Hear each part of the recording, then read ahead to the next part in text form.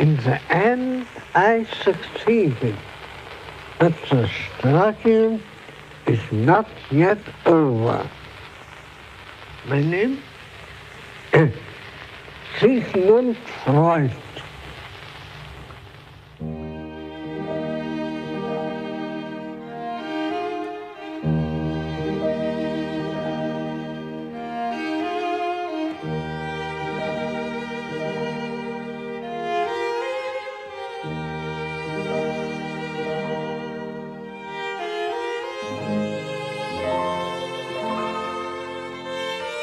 Pendant un demi-siècle, Sigmund Freud vécut à Vienne dans une rue tranquille du 19 de la Bergasse.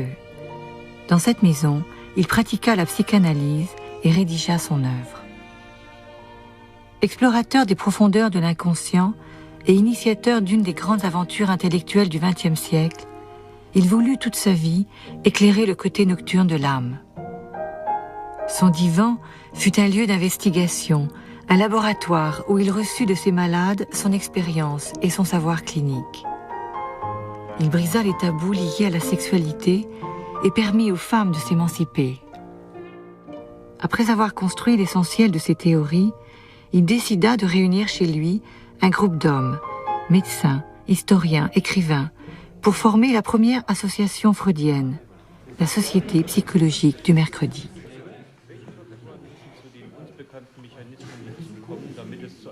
La première séance a lieu en octobre 1902, à 9h précises. Le rituel s'installe. Café, cigares, petits gâteaux.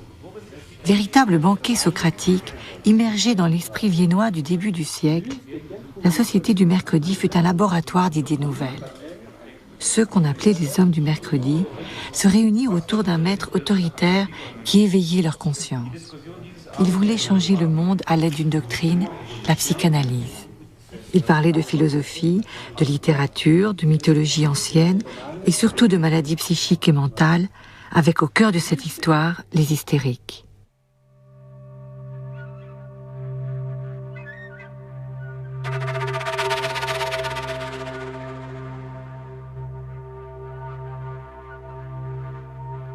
À l'hospice de la Salpêtrière, ancien arsenal construit sous Louis XIV, les folles sont isolées dans le quartier spécial des incurables et enchaînées. On les abandonne ainsi à demi nus, au milieu de leurs immondices. À travers les barreaux d'une grille, on leur distribue une nourriture faite de soupe froide et de déchets. Les hystériques soignent leurs compagnes en simulant à merveille leur maladie. Elles sont possédées par la manie de mettre en scène la souffrance des autres. Elles ont le génie du rire, des tragédies et du sanglot. Elles enseignent la folie du monde, la misère du peuple.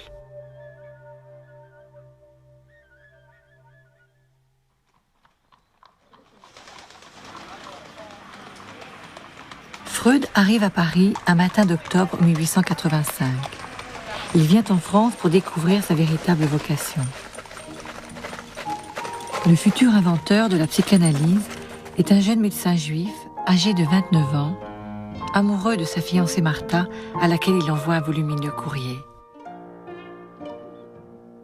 J'ai maintenant une impression complète de Paris, et je pourrais devenir très poétique en comparant la ville à un énorme sphinx, prêt à dévorer tous les étrangers qui ne résolvent pas son énigme. Ce Paris est un rêve inextricable. Je me réjouirais fort de me réveiller.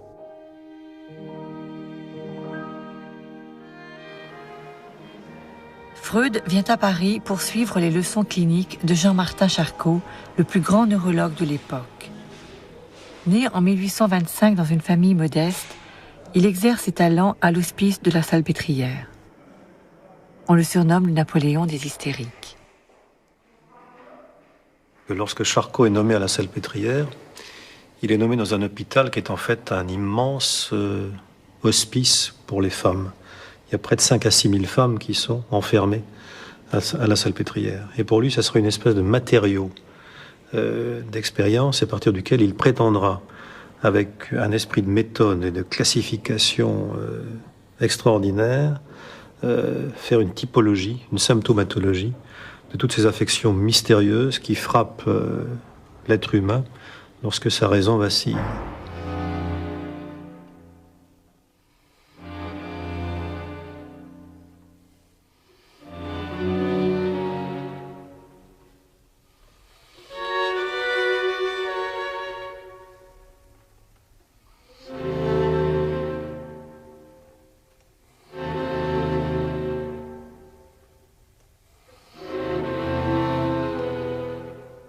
Connue depuis l'Antiquité, l'hystérie apparaît aux yeux des savants de la fin du siècle comme une maladie de l'utérus qui saisit le corps des femmes.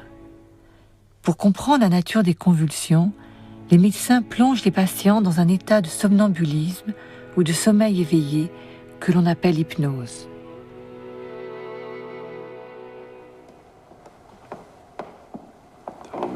Rapprochez, ma sœur, rapprochez. Voilà.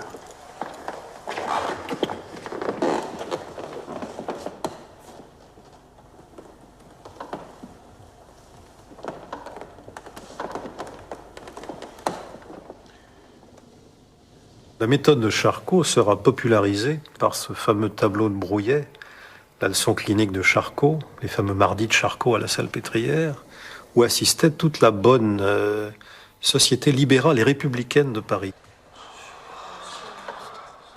Toute cette époque, 1860-1880, plonge dans la névrose hystérique. Emma Bovary est un magnifique cas de petite hystérie ou de petite hystérique. Baudelaire lui-même, dans son journal, parlera de la nécessité pour lui, poète, de cultiver jusqu'à la jouissance et la terreur son hystérie.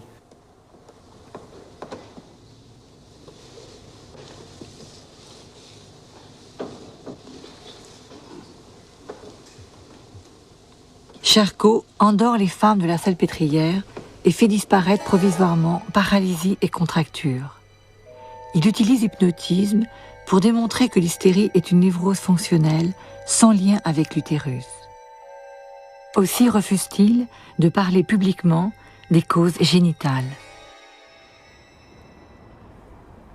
Fasciné par le théâtre de l'hystérie, Freud remarque que la relation entre le médecin et ses patientes ressemble à une histoire d'amour.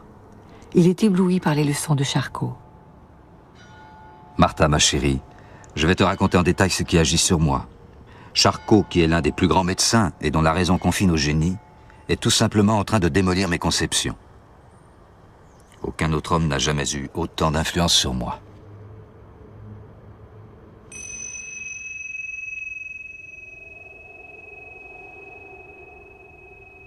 À partir de Charcot, Freud invente un lien nouveau entre hystérie et sexualité. L'hystérie. Telle est la maladie dont Freud s'empare à l'orée du siècle pour avertir les hommes de leurs blessures originelles. La psychanalyse est une manière particulière de raconter l'angoisse, l'oubli, le souvenir, le temps, le déchirement.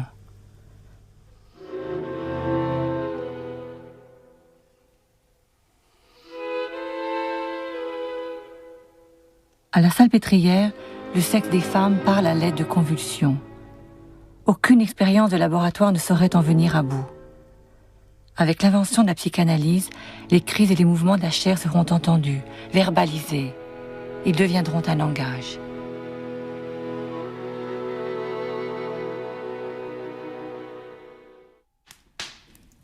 J'ai détruit tout ce que j'ai noté depuis 14 ans, mes lettres, notes scientifiques et manuscrits de mes travaux.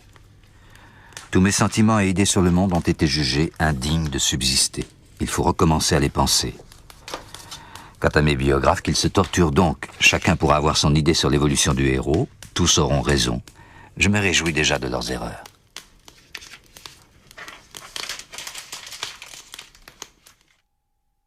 Freud est d'abord un homme sombre, compliqué, ambitieux, d'une intelligence extraordinaire et qui a un très grand désir d'être un grand homme. Dès le début, il a envie de faire des grandes découvertes. Je crois que ça n'est pas pour rien qu'il s'est comparé lui-même à un aventurier, à Christophe Colomb, et qu'il adorait les conquérants, Hannibal et Napoléon notamment, c'est-à-dire des conquérants militaires. Freud est habité par un grand désir, non pas de réussir au sens de faire des affaires. Après tout, il vient d'un milieu de la bourgeoisie juive, commerçante, c'est pas du tout ça. Il rêve d'être un homme de science, il rêve d'être un savant et de changer le monde. Premier-né du 3e mariage de son père, Freud fut adoré par sa jeune mère. Cet amour lui donna le courage d'affronter l'adversité avec une incroyable assurance. L'université où j'entrais en 1873 m'apporta d'abord quelques déceptions sensibles. Je devais m'y sentir inférieur et exclu de la nationalité des autres parce que j'étais juif. La première de ces prétentions qu'on voulut m'imposer, je ne m'y soumis résolument pas.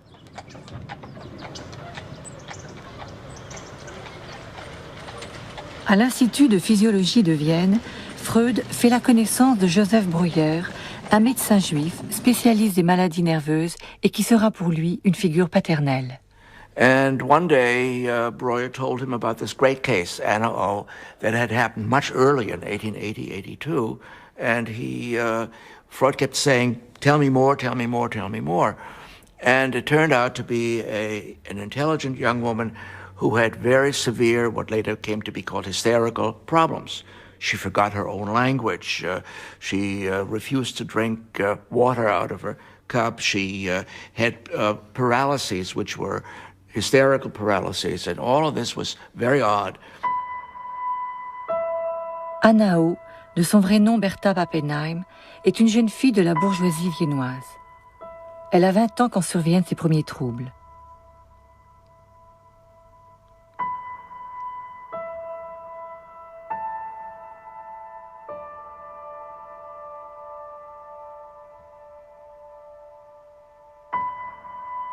Condamnées à devenir des épouses rigides à l'image de leur mère, ces jeunes femmes de la bonne société viennoise aspirent secrètement à une autre vie. Mais personne ne les écoute. Incapables de faire face à leur destin, elles tombent malades.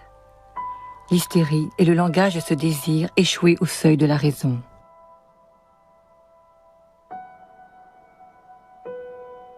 Breuer, in a way, working with his patient, also developed what came to be called the talking cure. That is, he would hypnotize her very gently and then ask her to talk, to remember this, to remember that. And then she would remember and she would talk about it. And this would, in some way, help the symptom to disappear, which greatly amazed Breuer, who worked with her for 2 years. And out of this came then the kind of first, if you wish, she was perhaps the first psychoanalytic patient in the world, or proto-psychoanalytic patient in the world. And Freud pushed this further than Breuer ever did. And this, of course, then becomes the ground for his own independent theory about sexuality and so on. Ils décident de publier leur grand livre inaugural, s'appelle Les études sur l'hystérie, qui sont composées de plusieurs histoires de cas, dont celui d'Anna O. Mais pourquoi est-ce que Freud et Breuer ont publié ce livre? C'est compliqué, parce que c'est pas un livre mensonger. C'est pas un livre qui raconte qu'on guérit les hystériques alors qu'on les guérit pas. C'est un livre qui montre comment on les soigne. Et qui montre en tout cas que les résultats obtenus par ce qu'on appelait la méthode cathartique, c'était pas encore la psychanalyse, mais enfin c'était déjà la cure par la parole. Ça, c'est l'invention progressive de la psychanalyse, que au moins on fait quelque chose avec ces femmes, qu'on les écoute. C'est ça la leçon des études sur l'hystérie. Bertha Pappenheim ne sera pas guérie, mais elle s'engagera dans une vie militante au service du sionisme et de la cause des femmes.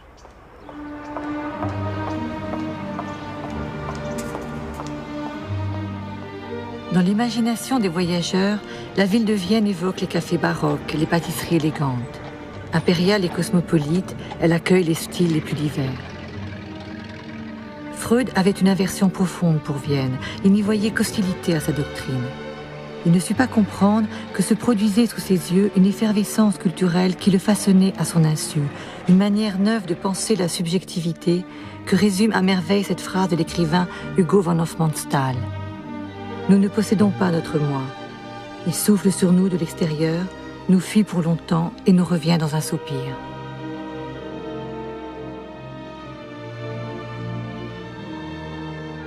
En automne 1886, je m'installais comme médecin à Vienne et épousais la jeune fille qui m'avait attendu pendant plus de 4 ans dans une ville lointaine.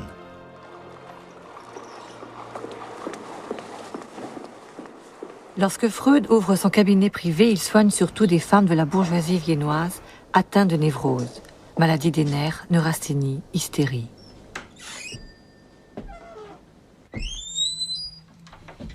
C'est en 1889 qu'une patiente, Fanny Moser, ordonne à Freud de s'écarter d'elle et de ne plus bouger.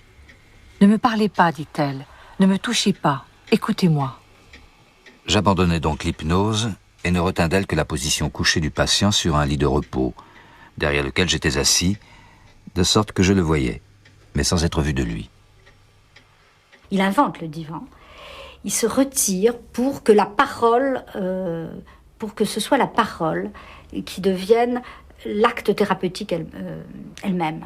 Il n'y a plus rien, il n'y a plus de magnétisme, il n'y a plus d'hypnose, il n'y a plus de regard, il n'y a plus que la parole. C'est beaucoup plus intéressant que d'aller chercher dans l'inconscient endormi. Et donc les patients prennent l'habitude de raconter leurs souvenirs d'enfance, leurs fantasmes, etc.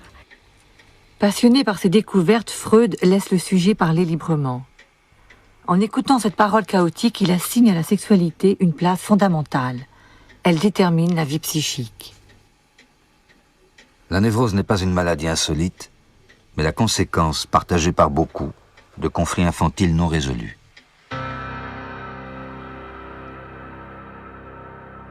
Cette compréhension des névroses a lieu au moment où Freud rencontre un médecin berlinois, Wilhelm Fliess. Il devient son indispensable ami. Fliess had very strange theories. He was a specialist, ear, nose, and throat specialist, and he believed that the role of the nose, or catarrh of the nose, or something, would be have a crucial influence on sexuality and help in the prognosis as well as diagnosis. Freud went along with this and exchanged ideas with him. Et Freud va avoir un amour fou pour cet homme, qui est un peu son alter ego pendant des années, avec lequel il correspond. On a appelé ça la naissance de la psychanalyse, parce qu'à travers toutes ces lettres, c'est l'époque où il élabore toutes ces théories, la bisexualité, la théorie de la séduction, sa première théorie de l'appareil psychique. Toutes les nuits, entre 11h et 2h, je n'ai fait qu'imaginer, transposer, deviner, pour ne m'interrompre que lorsque je me bouillonne et fermente en moi, et je ne fais qu'attendre de nouvelles poussées. Nous n'échouerons pas, mon cher Wilhelm. Au lieu du passage que nous cherchons, nous découvrirons peut-être des océans, dont nos successeurs... C'est à ton intention, cher ami, que je relate tous ces faits. On sait généralement que la neurasthénie est fréquemment due à une sexualité anormale, mais ce que je soutiens, c'est que la neurasthénie n'est qu'une névrose sexuelle. Wilhelm Fliess vit à Berlin. Freud et lui se retrouvent régulièrement pour de longues discussions auxquelles il donne le nom de congrès. Ils échangent leurs idées mais aussi leurs malades. À travers cette relation passionnelle, Freud tâtonne et adopte toutes sortes de théories extravagantes. C'est en se trompant, puis en rectifiant ses erreurs, qu'il construit ses principales hypothèses. T'ai-je déjà révélé, oralement ou par écrit, le grand secret clinique? Je suis encore tous en dessus-dessous, à peu près certain d'avoir résolu le problème de l'hystérie et de la névrose obsessionnelle en trouvant la formule du choc sexuel et de la volupté sexuelle infantile. Quand par exemple il élabore sa théorie de la séduction, c'est-à-dire quand il pense que à l'origine de toute névrose, il y a un traumatisme réel. Ça veut dire les enfants ont subi des traumatismes sexuels réels dans leur enfance. Que fait Freud ? Il ne se contente pas d'être un homme de laboratoire qui va faire des recherches comme sur des grenouilles. Il se dit, mais ça a pu m'arriver à moi. Donc, Freud va être habité par une interrogation sur lui-même. Je crois que c'est ça, la grande force de la psychanalyse et de Freud, c'est que, au lieu de considérer le malade et le patient comme un objet à étudier de l'extérieur, il passe d'abord par une analyse de lui-même pour savoir s'il n'a pas vécu lui-même la même chose. Les savants de la fin du siècle attribuent une grande importance à la sexualité. Freud pense d'abord que toute névrose a pour origine une séduction réelle vécue dans l'enfance, viol ou attouchement. Puis il renonce à cette hypothèse d'une corruption naturelle de la société. Les abus et les violences existent dans les familles, mais la séduction ne rend pas compte de l'imaginaire sexuel propre à chaque sujet. Freud invente alors la théorie du fantasme. Et si on veut vraiment comprendre ce qui se passe dans l'inconscient et ce qu'est le trouble psychique, eh bien, l'hystérique est habitée par des réminiscences, des fantasmes. Et c'est elle-même qui invente des séductions qui n'ont pas eu lieu. Donc on souffre de choses qui viennent de soi-même. Et là, la perspective est complètement changée, c'est-à-dire que là c'est la psychanalyse. C'est la psychanalyse et on sort complètement de toutes les théories de l'époque, c'est-à-dire, eh bien, le sujet va s'interroger sur lui-même. Donc on n'a même plus besoin de l'endormir, on n'a pas besoin de découvrir un autre que lui qui l'habiterait, il est habité lui-même par cet autre, etc. Et ça, c'est la révolution freudienne. He's a great, wonderful contradiction. He's a revolutionary who's a bourgeois. It's a wonderful kind of... I'm the man who thought up the things he did. Infantile sexuality, homosexuality is not a crime, it's not a sin, it's not a disease. All these things he said, which were presumably, terrible things to say. At the same time, he's a perfect bourgeois. That's one of the things that makes him so interesting. Freud en famille. Entouré de sa femme Martha, épouse exemplaire, et de sa belle-sœur Mina, sa confidente, Freud mène une vie de patriarche autoritaire. Il consacre son temps à ses recherches, à ses patients, à ses disciples. Ses 3 fils reçoivent une éducation libérale, tandis que ses 3 filles sont élevées selon un modèle plus traditionnel. Chaque été, Freud loue une maison sur les hauteurs de Vienne. Il y passe ses vacances en famille et se détend en inventant des jeux pour ses enfants et ses petits-enfants, comme en témoignent ces images voilées tournées par un proche.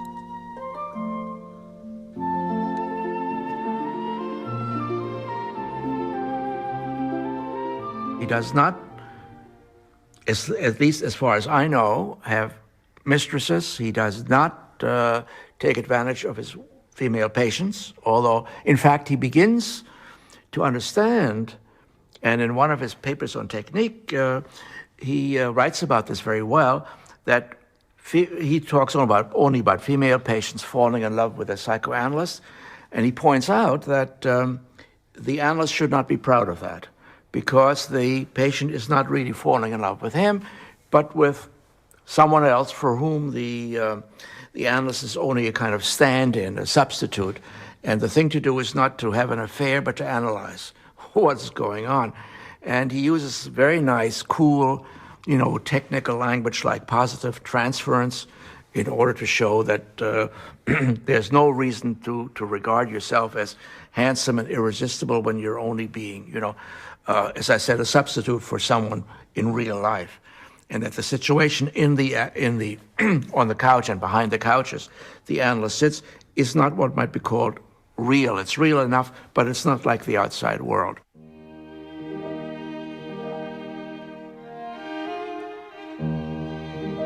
Freud invente de nouveaux concepts. Il appelle libido l'énergie sexuelle et refoulement le processus par lequel est rejeté dans l'inconscient un événement que l'on cherche à oublier, à méconnaître et dont on ne veut rien savoir.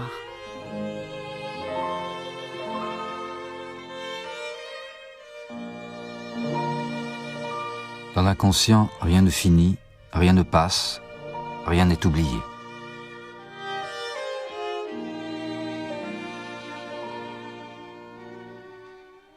Hier, nous avons enterré mon vieux père, mort dans la nuit du 23. Jusqu'à la fin, il s'est montré l'homme remarquable qu'il a toujours été. La mort de son père l'incite à se livrer à un intense travail de fouille dans son passé. C'est le début de son auto-analyse.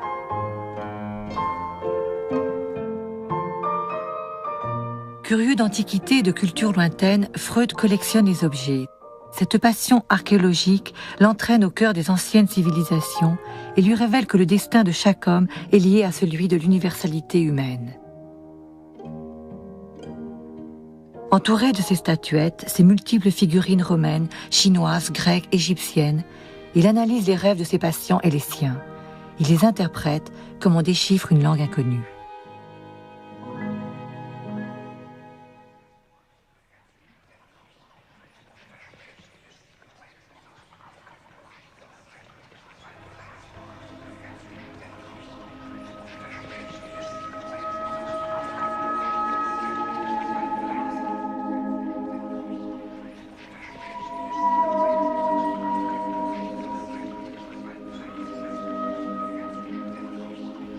L'interprétation des rêves. Dans ce livre magistral qui ouvre le XXe siècle, Freud voyage au-delà de la conscience et du sommeil. Loin d'être une prédiction magique, le rêve au sens freudien est l'accomplissement d'un désir inconscient ou refoulé. Dans les rêves, d'étranges personnages se mêlent souvent à un bestiaire à la fois fantastique et familier. Des chiens ressemblent à des loups, des chevaux à des licornes, des femmes prennent des allures de fleurs. Le rêve est ainsi la voie royale qui mène vers l'inconscient, vers la connaissance d'un au-delà de la conscience, intérieure au sujet lui-même. This is one way in which you can get at the secrets of the mind, a way that would touch everyone. Now, the book is pretty technical, although it's extremely well written and really amusing and even full of suspense, as he gives you examples of dreams and then interprets them in front of you and tells you about the mechanisms, except for the last chapter, the famous 7th chapter, which is the theoretical chapter, which is harder to read. The rest, any adult could read with profit and with very little difficulty. Now, I think the crucial point is that Freud is saying, I am on the trail of a general psychology which would work not for neurotics alone, but for everyone.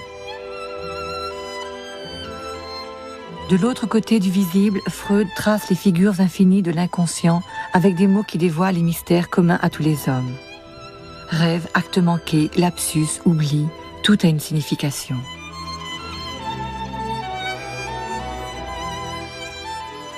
Qui parle en moi? Telle est la question posée par Freud à l'orée du siècle.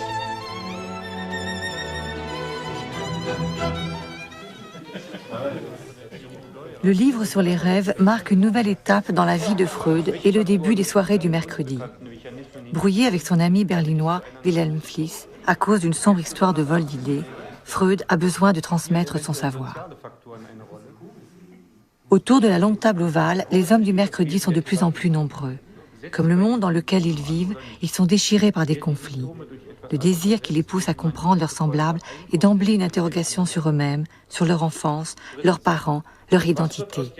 Presque tous sont juifs. Étrange situation que celle de Vienne au début du siècle. Le déclin de l'Empire austro-hongrois fit de cette ville paradoxale le creuset d'une culture centrée sur le refus de l'avenir, la fascination pour la mort, l'amour de la temporalité.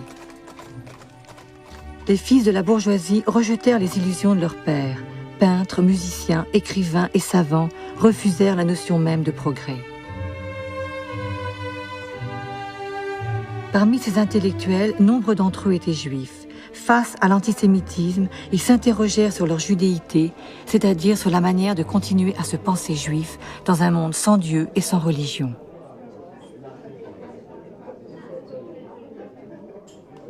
L'un d'entre eux, Karl Kraus, est célèbre pour la férocité de sa plume. Critique littéraire et politique, il fonde un journal, dit Fackel, le flambeau, dans lequel il dénonce la corruption et les idées progressistes.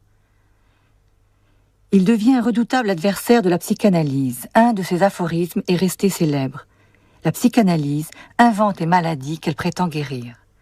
Il est aussi un adversaire du mouvement féministe naissant. L'idée dominait que si les femmes sortaient du modèle de la famille patriarcale, la société entière risquait d'être anéantie par un virus de féminisation et d'abaissement des valeurs viriles. Rien ne ressemblait plus à cette image et à cette peur de la déchéance que le long règne de l'empereur François-Joseph. Sombrant progressivement, il paraissait accablé sous le poids d'une féodalité d'un autre âge.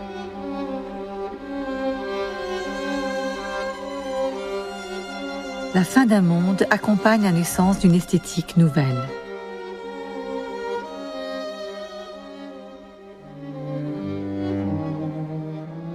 Avec d'autres créateurs, Gustav Klimt lance le mouvement de la sécession. C'est le début d'une modernité de l'art autrichien.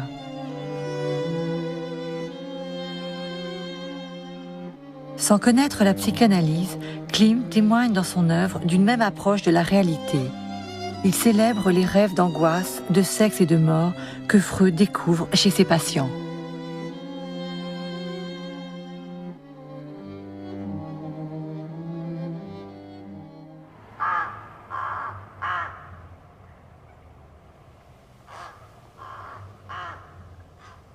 En 1905, Freud publie ses 3 essais sur la théorie sexuelle. Le livre fait scandale parce que Freud attribue aux enfants et aux adultes dits normaux des fantasmes sexuels ou des comportements jugés pathologiques. Masturbation, sodomie, fétichisme, désir d'inceste. Il élabore son plus fameux complexe en s'inspirant de la tragédie de Sophocle, dans laquelle le roi de Thèbes, Oedipe, marqué par la malédiction des dieux, tue son père et épouse sa mère sans le savoir. À partir de cette histoire, Freud donne le nom de complexe d'Oedipe à une représentation inconsciente où s'exprime le désir de l'enfant pour le parent du sexe opposé et son hostilité pour le parent du même sexe. Ce complexe apparaît entre 3 et 5 ans. Selon Freud, tous les enfants traversent cette situation oedipienne pour ensuite la surmonter. Freud reprend tous les termes qui existaient avant lui, sexualité, inconscient, transfert psychodynamique, mais il leur donne un sens tout à fait nouveau, en accentuant, et c'est pour ça qu'il y a eu une telle opposition à la psychanalyse, en accentuant l'idée que l'homme, le sujet, est déterminé par des forces qui lui échappent. Et ça, c'était quelque chose de tout à fait insupportable, parce que c'était une perte de la maîtrise, qui existe beaucoup moins dans les autres psychothérapies. Alors, ce qu'on peut dire en même temps, c'est que s'il a été capable de faire ce travail, c'est-à-dire de mettre à jour ces forces inconscientes, c'est parce que la philosophie occidentale était arrivée à un point de réflexion sur le sujet conscient et sur la conscience très poussé. Il est probable que la psychanalyse n'aurait pas pu naître avant qu'il y ait eu une philosophie de la conscience. Parce que pour se rendre compte qu'on a un inconscient, il faut encore en être conscient. Au moment où Freud effectue ses découvertes, les médecins et les psychiatres allemands, autrichiens ou français classent les maladies mentales de façon sophistiquée en oubliant la souffrance des malades. On leur prescrit des traitements corporels, bains, massages, électrothérapie, hydrothérapie, sans croire vraiment à leur efficacité. Die Kinder? Na ja. Und der Mann? Der... La psychanalyse conteste ce nihilisme thérapeutique en proposant d'écouter la parole du patient et en réinventant l'idée d'une possible guérison.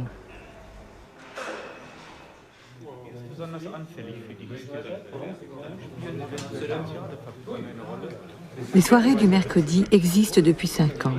On y parle toujours de l'hystérie, de la cure psychanalytique, du refoulement, du transfert. Les hommes du mercredi forment un cénacle autour du père fondateur. Ils sont sa horde sauvage. Ils admirent Freud qui se montre souvent autoritaire et intransigeant. Tous sont frappés par son regard, sa lucidité, son pessimisme, sa fascination pour la mort et le sexe. Ils se nourrissent de son enseignement et de son génie clinique.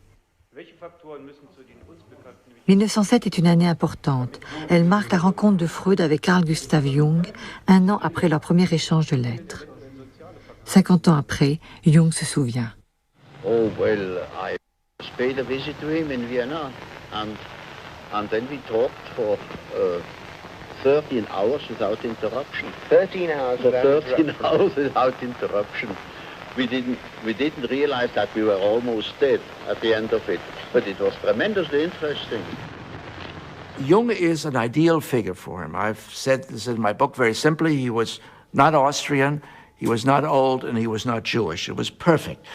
Because Freud was worrying about the fact that this psychoanalysis might become a kind of parochial enterprise, because the people sitting around the table smoking cigars were all Jewish until a little bit later.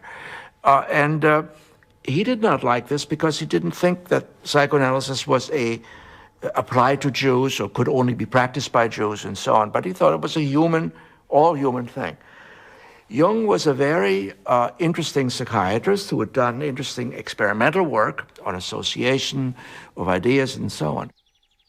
Située près de Zurich, la clinique psychiatrique du Burgosli est à la pointe de la recherche dans le domaine du traitement de la folie.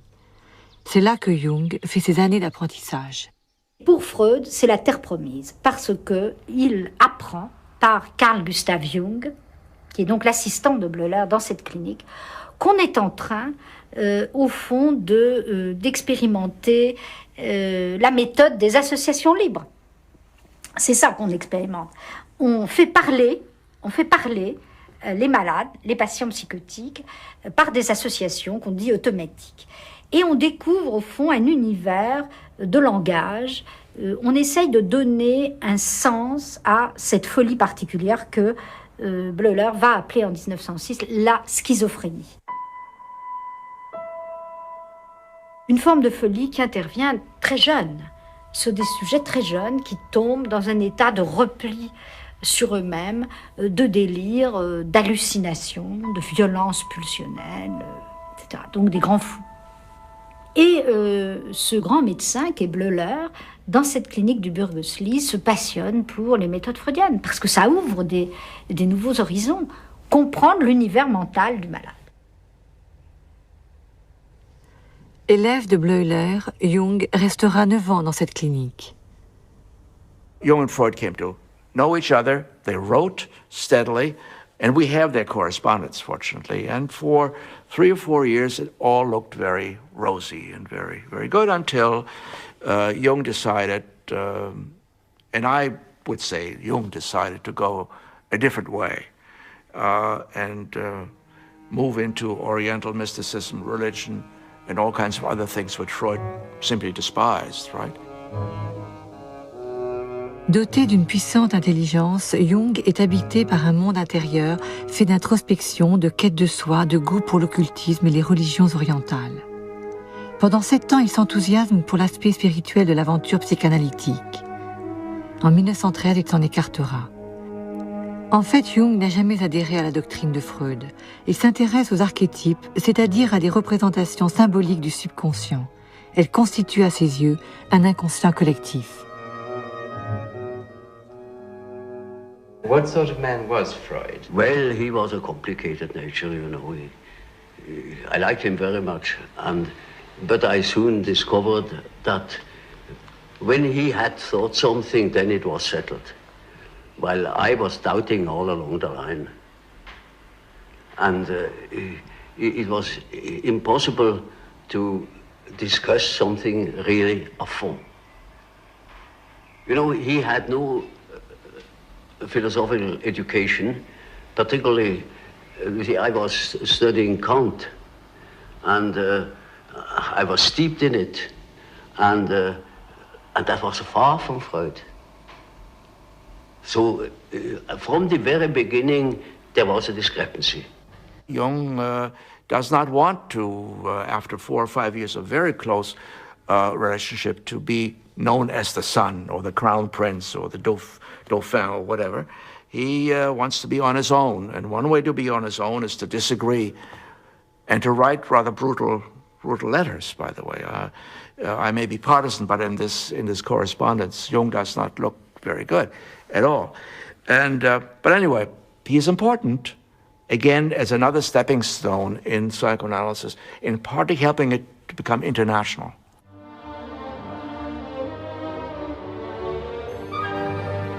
Au cœur de l'Empire austro-hongrois, Budapest est la deuxième ville de l'histoire à s'ouvrir au freudisme. Le milieu littéraire et artistique manifeste un intérêt immédiat pour les phénomènes de l'inconscient. Parmi ces intellectuels, un psychiatre, Sándor Ferenczi, rencontre Freud en 1907. Il deviendra le plus grand psychanalyste du mouvement freudien. Alors qu'est-ce qui se passe avec Ferenczi?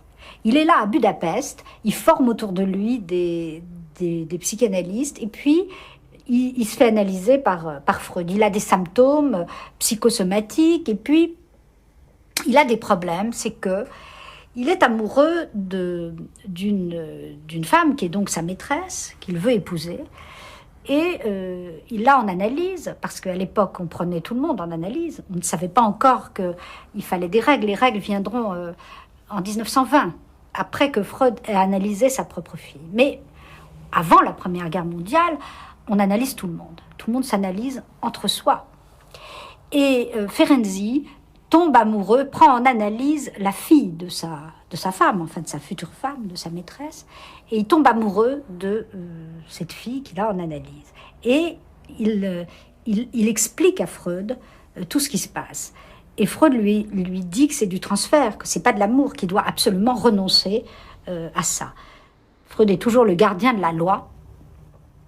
Et Ferenczi obéit, analyse ce qui se passe, et termine au fond son analyse avec Freud en disant cette phrase extraordinaire: c'est terrible, c'est beaucoup mieux comme ça, bien sûr, je suis devenu raisonnable, mais l'analyse m'a normalisé. Comment caractériser Ferenczi? Il est le premier à mettre l'accent sur la relation archaïque à la mère. Il a compris quelque chose très tôt, c'est qu'il y avait des patients pour lesquels un soutien de type maternel qui aurait manqué dans l'enfance, il faut que des patients le retrouvent dans la cure. C'est ça son idée. Donc, il pense que le lieu analytique doit être, enfin la séance, on doit pouvoir embrasser les patients, les toucher, leur dire des gentillesses, accepter leurs cadeaux. Et ça, évidemment, Freud s'y oppose. Et donc, c'est ça, Ferenczi. C'est l'inventivité clinique permanente. Budapest, le 6 janvier 1910. Cher monsieur le professeur, il me semble que je suis comme ce vieil ingénieur des chemins de fer de ma connaissance qui s'arrête devant une locomotive immobilisée sur la voie et s'écrie avec une admiration naïve: c'est tout de même une belle invention. Depuis des années, je m'occupe du matin au soir de psychanalyse. Je suis un tâcheron de cette méthode. C'est mon métier et mon pain quotidien. Et pourtant, il ne se passe pas de jour sans que je doive m'arrêter en plein travail pour admirer les progrès incroyables de la connaissance de l'humanité, malade et bien portante. C'est tout de même une belle invention. Pendant 25 ans, ces deux hommes vont s'écrire plus de 3000 lettres. C'est une des plus belles correspondances dans l'histoire de la psychanalyse. Cher ami, ma crampe de l'écrivain est en nette amélioration. Suite à votre impressionnante sommation de m'accorder du repos, j'ai pris un nouveau patient d'Odessa, un Russe très riche, souffrant de sentiments de compulsion, mais je suis plus efficace que jamais. Sergueï Konstantinovitch Pankeyev. Ce jeune homme russe de 23 ans est atteint de troubles psychiques graves. Les membres de sa famille ressemblent aux personnages des romans de Dostoïevski. Son père était mélancolique, sa mère obsédée par les maladies, sa sœur s'était suicidée et 2 de ses oncles étaient atteints de folie. Quand il arrive à Vienne pour être analysé par Freud, il a déjà vu plusieurs grands psychiatres de l'époque. Il va très mal et Freud lui dit cette phrase absolument extraordinaire. Il raconte tout son périple, les sanatoriums, les cliniques. Et Freud lui dit on a cherché les raisons de votre malaise dans un pot de chambre. Alors maintenant, on va les chercher en vous. Ça voulait dire quoi? Ça voulait dire on n'a rien fait. Kommen Sie. Strecken Sie sich bequem aus. Reden Sie. Lassen Sie sich einfach reden.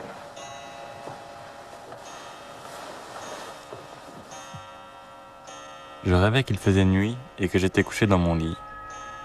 Tout à coup, la fenêtre s'ouvre d'elle-même et à ma grande terreur, je vois que sur le grand noyer en face de ma fenêtre, plusieurs loups blancs sont assis. Il y en avait 6 ou 7. Les loups étaient tout blancs et ressemblaient plutôt à des renards. En proie à une grande terreur, évidemment, d'être mangé par les loups, je criais et m'éveillais.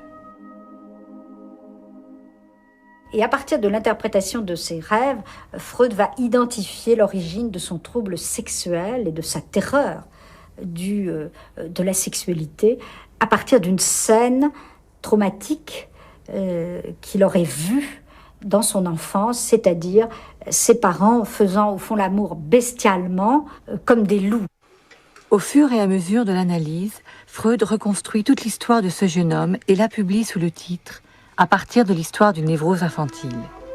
Analysé plus tard par une élève de Freud qui le surnomme « l'homme au loup », Pankeyev s'identifie à son cas. Il devient à la lettre l'homme au loup. Ruiné par la Révolution d'Octobre, il s'installe à Vienne où Freud mobilise les siens pour lui venir en aide financièrement. Toute sa vie, l'homme au loup sera pris en charge par le mouvement psychanalytique et soigné par les héritiers du maître. Il ne sera pas guéri de ses symptômes, mais transformé par sa longue expérience de la psychanalyse. L'idée d'incurabilité et de curabilité habite tout le domaine de la psychiatrie et des maladies psychiques, beaucoup plus que la médecine, parce que c'est vrai qu'en médecine, on arrive à des guérisons des maladies. On arrive à guérir des maladies en médecine, mais dès qu'on a guéri une maladie, il y en a une nouvelle qui ressurgit. Évidemment, c'est pas la même. On n'a plus de syphilis, mais on a le sida. Quand on n'aura plus le sida, il y aura autre chose. C'est-à-dire, la maladie, depuis Bichat, comme l'a démontré Bichat, c'est comme la mort. Ça fait partie du corps biologique. Il y aura toujours des maladies et il y aura toujours une médecine pour essayer de les soigner. Eh bien, la psychanalyse, c'est la même chose. C'est-à-dire, qu'est-ce qu'elle a fait? Elle a guéri l'hystérie des années 1880. Mais alors, qu'est-ce qui s'est passé? Eh bien, les gens, au lieu d'être hystériques, sont devenus dépressifs. C'est-à-dire, les symptômes changent, les maladies changent au fur et à mesure qu'on invente les techniques pour les guérir. Mais on ne vient jamais à bout de rien. Ça, c'est valable en médecine. Et c'est valable en analyse. Cher monsieur le professeur, c'est seulement par la psychanalyse que d'enfant je suis devenu homme. C'est seulement depuis qu'elle me gouverne que je peux mieux subordonner le principe de plaisir au principe de réalité, mieux réfréner l'absurde gaspillage d'affect. Je me suis à peu près réconcilié avec l'idée de la mort et de la maladie.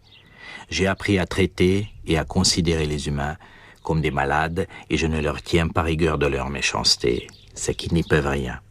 Je réfrène les rêveries ambitieuses en les ramenant à leurs racines infantiles.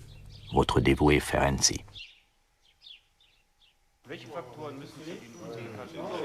En 1910, les séances de la Société du mercredi sont transférées de l'appartement de Freud à un collège des docteurs. La fièvre des commencements se dissipe, l'académie succède au banquet.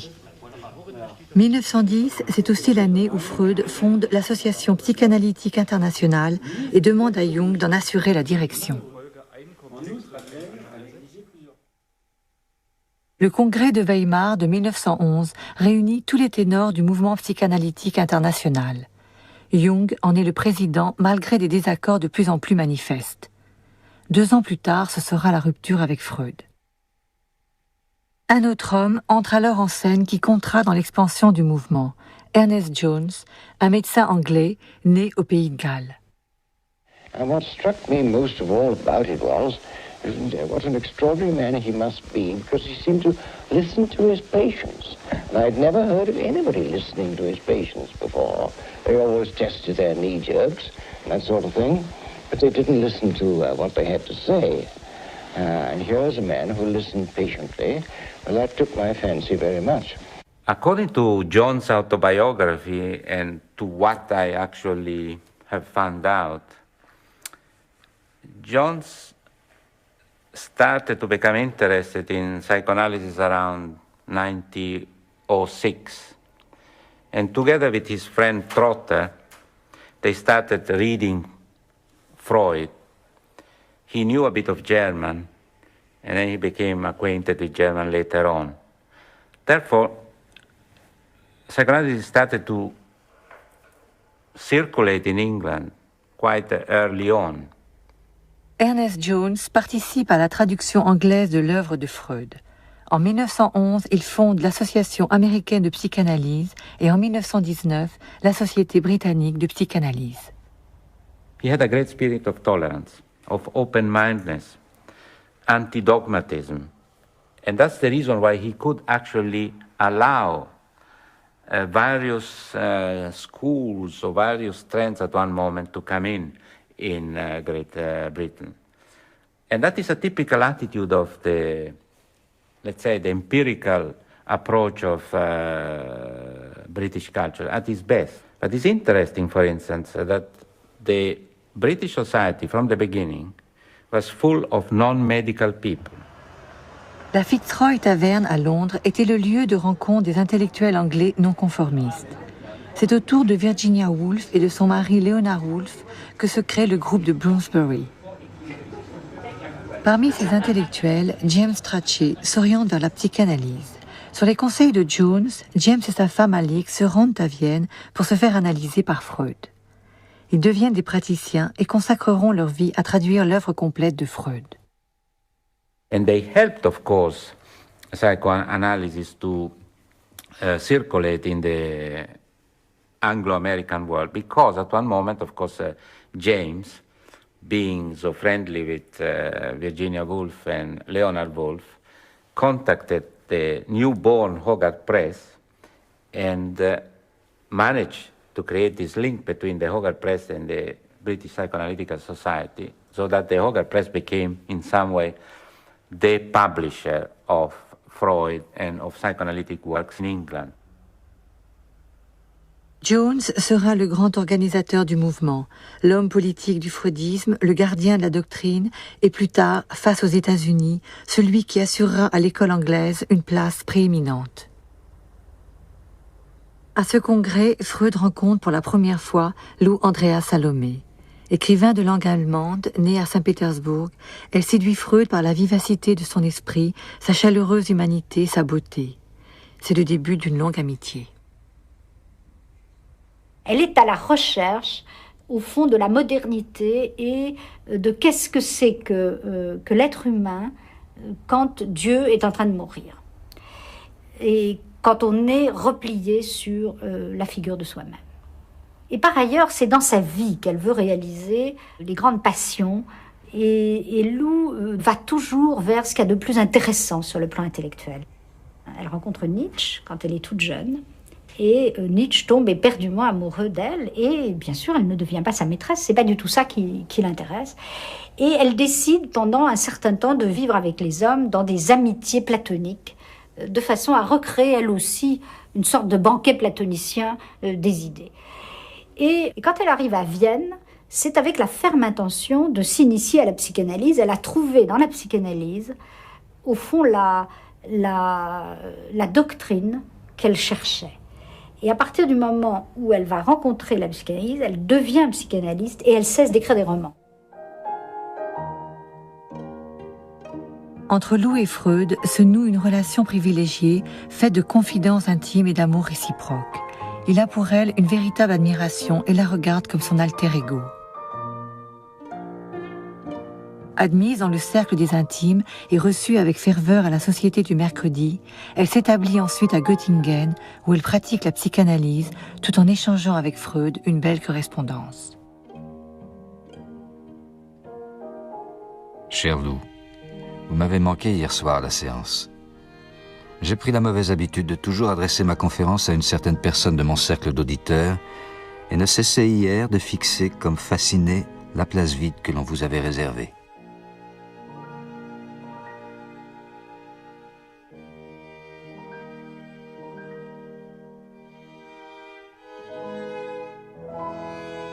Le 28 juin 1914. Cher ami, je vous écris sous le coup de l'assassinat surprenant de Sarajevo, dont les conséquences sont tout à fait imprévisibles. Il me semble bien que la participation personnelle tienne ici peu de place. 2 mois plus tard, éclate la Première Guerre mondiale. Comme des millions d'hommes, Freud ne croit pas à la durée de ce conflit. Il se sent solidaire du destin de son pays. Passé le temps des illusions, il exprime son pessimisme dans une lettre à Lou Andrea Salomé. L'humanité, je n'en doute pas, se remettra même de cette guerre, mais je suis certain que ni moi ni mes contemporains, nous ne retrouverons un monde heureux. Tout est trop horrible. Et ce qu'il y a de plus triste, c'est que tout arrive comme la psychanalyse aurait pu le prévoir, d'après sa connaissance de l'homme et de son comportement.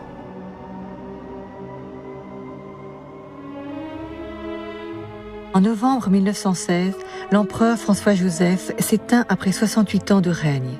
Cette mort annonce la chute des Habsbourg et de l'Empire austro-hongrois. Vienne cessa d'être le centre du mouvement freudien pour devenir une ville du passé où demeurait encore le père fondateur. Une certaine idée de la psychanalyse, nocturne et subversive, s'effaçait avec la fin d'un monde dont elle avait elle-même rêvé la fin.